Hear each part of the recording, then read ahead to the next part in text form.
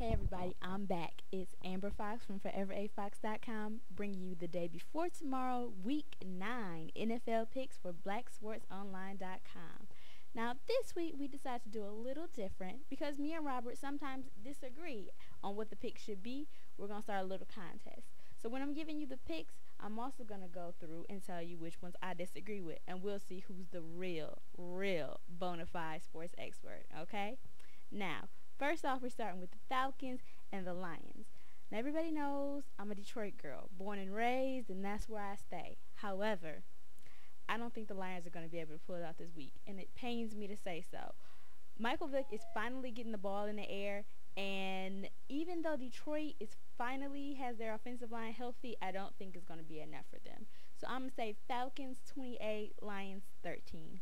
Sorry, boys. Then we have the Bengals and the Ravens. Now, these are the two top teams in the AFC North. And so it's going to be an exciting game, which I'll definitely be watching. But I think the Bengals edge out the Ravens offensively with their two threats, my boys, Chad Johnson and TJ Houshmandzadeh. And therefore, I'm going to say the Bengals will pull out a slight victory at 24 with the Ravens 21. Now, this is my first little disagreement with Robert. The Cowboys and the Redskins. Now, the Cowboys are really trying to get to the playoffs, and so they really need this win. And even though the Redskins have been struggling, I really think they could be a spoiler for the Cowboys if they can just keep their passing game consistent.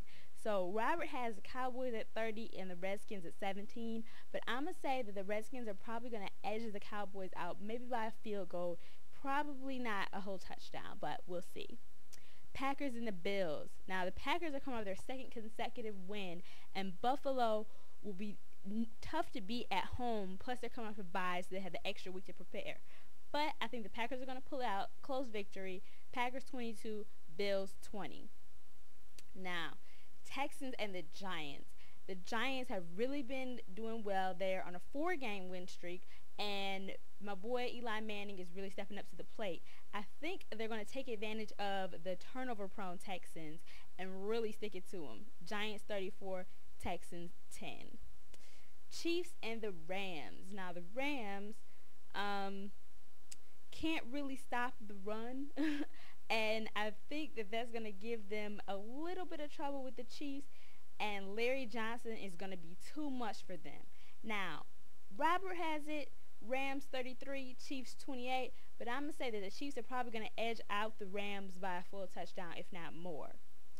Dolphins and the Bears. Now, the Bears have really been shining offensively and defensively and becoming the standout team of their league, seeing as how they're undefeated right now, and nobody really expected that.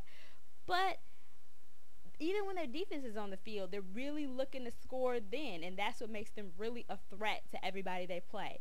So I'm going to say the Bears are really going to put it on the Dolphins, 24 to the Dolphins 3.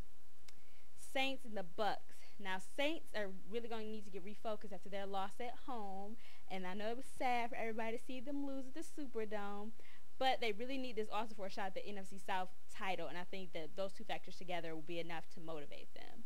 So I'll say Saints 20, Bucks 17. All right, let's look at the Titans and the Jaguars.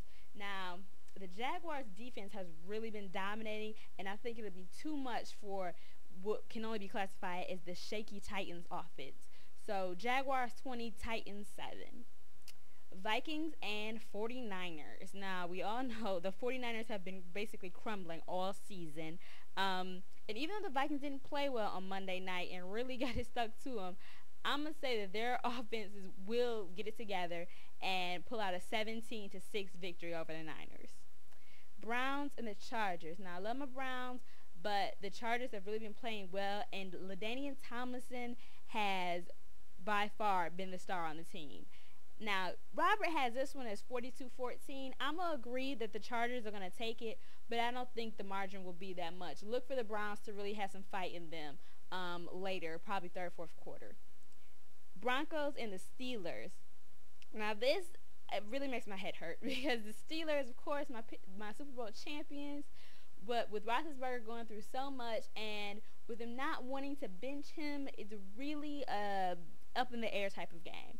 Now, if Roethlisberger can get it together, the Steelers will probably still have the same problems with turnovers with him, just because I still think he hasn't got it together. And then if they put Batch in, their offense will really need time to adjust. So I'm going to say they're not going to be able to pull it out against the strong defensive team, the Broncos. So Broncos 20, Steelers 13. Colts and the Patriots. Now, we all know I love me some Peyton Manning, but this is going to be another little disagreement. Now, Robert has the Colts at 34 and the Pats at 21. However, I really think that Tom Brady will really pull it out. And the really problem that the Colts are going to have is that they can't defend the run. And the Pats have two running backs that are really threats for them, which is Lawrence Mahoney and Corey Dillon. And I really don't think that the Colts have anything to answer that. So I'm going to say that the Patriots are going to probably edge the Colts out by a touchdown, if not more.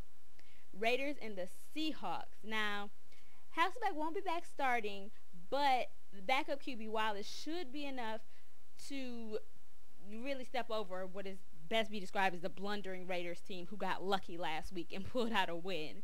So I'm going to say Seahawks 19, Raiders 10. Now, I also want to put a little note in here because I appreciate all the comments I get and all the emails, and people telling me that they like me doing the sports report. So I look forward to those. Don't hesitate. If you want to send me an email directly, you can hit me up at afox@foreverafox.com, or just hit up my MySpace, which is just myspace.com/foreverafox. All right, babes. Holla.